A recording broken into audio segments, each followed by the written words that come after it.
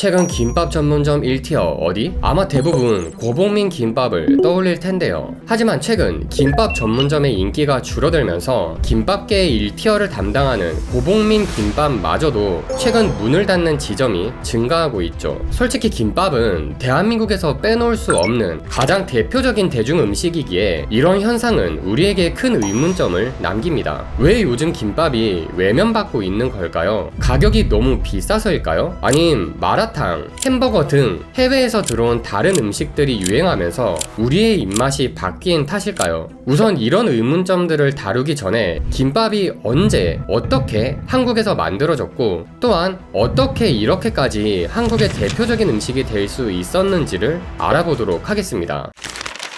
우선 언제나 김과 밥은 붙어 산다고 김밥 하면 김을 빼놓을 수 없죠. 김은 보리털과에 속하는 해조를 얇게 펴서 말린 음식인데요. 이런 김이 기록된 우리나라 최초의 문헌은 1424년에 집필된 경상도 지리지의 토산품으로 등장합니다. 이때부터 김이라고 기록된 것은 아니고 해이, 즉 바다의 옷으로 기록되었는데 이를 통해 당시의 해이도 해조류를 얇게 만든 형태로 섭제했다는 것을 유추할 수 있죠. 하지만 이때는 김을 양식한 게 아니라 사람이 허리에 새끼줄을 묶고 깊은 바닷속에 들어가서 채취했기 때문에 구하기가 귀했고 대중적인 음식은 아니었습니다. 하지만 1640년 병자호란 당시 의병장이었던 김여익이라는 사람이 전남 광양의 섬인 태인도에 머무르다 우연히 파도에 휩쓸려온 밤나무에 해초가 붙어있는 것을 보고 아이디어를 떠올려 나뭇가지를 갯벌에 꽂아 김을 양식하는 방법을 만들었죠. 이후 이 양식된 김은 당시 임금이었던 인조의 소라상에도 올라간 적이 있는데 이 맛에 감탄한 인조가 이게 무슨 음식이냐? 라고 물었지만 신하 중에는 이 음식의 이름을 아는 이가 아무도 없어 광양의 김여익이라는 사람이 진상했사옵니다 라고 말했고 인조는 그럼 그의 성을 따라 이 음식을 김으로 부르도록 하여라 라고 하여 김으로 불리게 되었다는 유래가 있죠.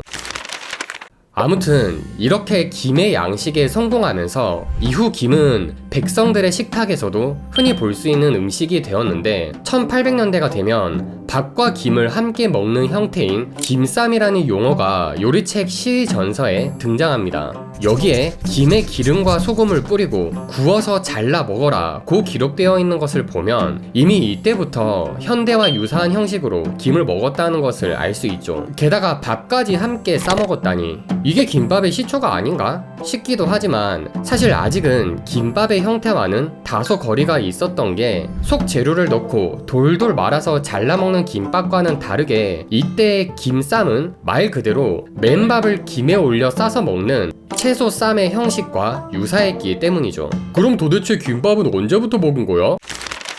사실 근현대인 일제강점기가 되고서야 진짜 김밥의 형태로 볼 수 있는 음식이 우리나라에 등장하기 시작했습니다. 바로 일본에서 건너온 노리마키가 그것이었죠. 여기서 노리마키가 김을 만 것이라는 의미를 지니고 있는 것을 보면 알 수 있다시피 김에 밥과 속재료를 올리고 돌돌 말아서 잘라 먹는 현대의 김밥과 매우 유사한 형태의 음식이라는 것을 볼 수 있습니다. 물론 이 노리마키는 현대의 김밥과는 분명한 차이가 있었습니다. 노리마키는 초밥의 일종이었기 때문에 밥에 식초가 함유되어 있어 신맛이 났고 속재료도 김밥보다 간단했고 바고가리 등 한국에서 생소한 속재료를 쓰는 경우가 많았죠. 아무튼 이미 김과 밥에 익숙했던 우리나라 사람들은 이 노리마키를 익숙한 형태의 음식으로 받아들였고 시금치, 우엉, 당근, 햄 등 우리에게 더 익숙한 속재료를 넣는 식으로 현지화되기 시작했습니다. 하지만 1980년대 이전까진 아직 김밥보다는 노리마키, 즉 초밥에 더 가까운 음식이었는데 왜냐면 아직까진 밥에 식초를 넣는 기존 방식이 그대로 쓰였기 때문이었죠. 아시다시피 다양한 속재료가 섞인 김밥은 금방 상하는 음식이었습니다. 하지만 식초를 넣으면 산성 성분이 세균 번식을 억제하기 때문에 김밥이 금방 상하는 것을 막을 수 있었죠. 하지만 1980년대 이후 가정에 냉장고가 생기기 시작하면서 김밥에 식초를 넣는 방식 대신 더 우리나라 사람들의 입맛에 맞고 더욱 제조가 간편한 참기름을 넣는 방식으로 바뀌면서 일본의 노리마키와는 차별화된 진짜 우리나라의 김밥이 탄생하게 된 것이죠.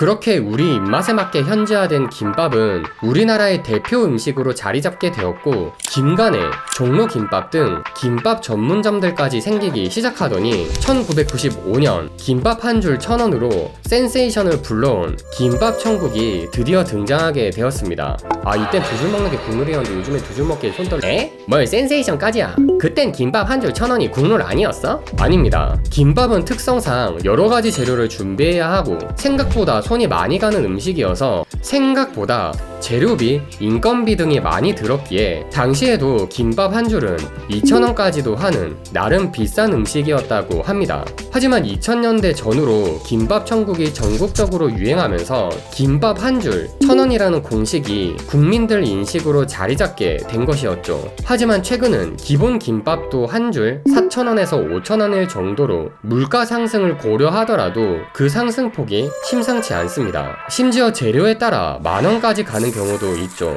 이렇게 대중들 사이에서 1,000원은 김밥 한 줄이라는 공식으로 인해 적정 금액이 평가절하된 부분과 최근 재료비와 인건비의 인상 등 여러 가지가 맞물려 가격이 이렇게 상대적으로 많이 오를 수밖에 없었다는 해석도 일각에선 나오고 있죠. 한편 반대쪽에선 재료비 때문이면 어쩌다 재료비가 떨어질 때 그런 가격도 떨어져야 하는데 그런 적이 한 번도 없지 않냐면서 아직도 김밥은 저렴한 음식이며 가격엔 큰 거품이 껴있다고 주장하죠. 사실 이렇게 서로가 불만이 많고 힘들어하는 걸 보면 판매자도 소비자도 모두가 힘든 시대를 지금 우리가 살아가고 있는 게 아닌가 하는 반증인 것 같습니다. 자, 아무튼 그래서 김밥은 이제 인기가 식어가는 거냐? 그건 또 아닙니다. 뭔 소리야? 김밥집 요즘 다 망해가고 있는데 그럼 그 손 많이 가는 김밥을 집에서 만들어 먹기라도 하냐? 사실은 말이죠, 지금까지 사라지고 있는 김밥 소비는 바로 편의점에서 이루어지고 있었습니다. 김밥 전문점보다 더 접근성이 좋고 기다릴 필요 없이 더 빠르고 더 저렴하게 먹을 수 있는 편의점 김밥은 이런 시국에도 오히려 그 소비가 늘어나고 있고, 이는 우리나라 사람들이 지금도 여전히 김밥을 찾고 있다는 것을 의미하죠. 제 채널도 이렇게 계속 찾아주셨으면 좋겠다.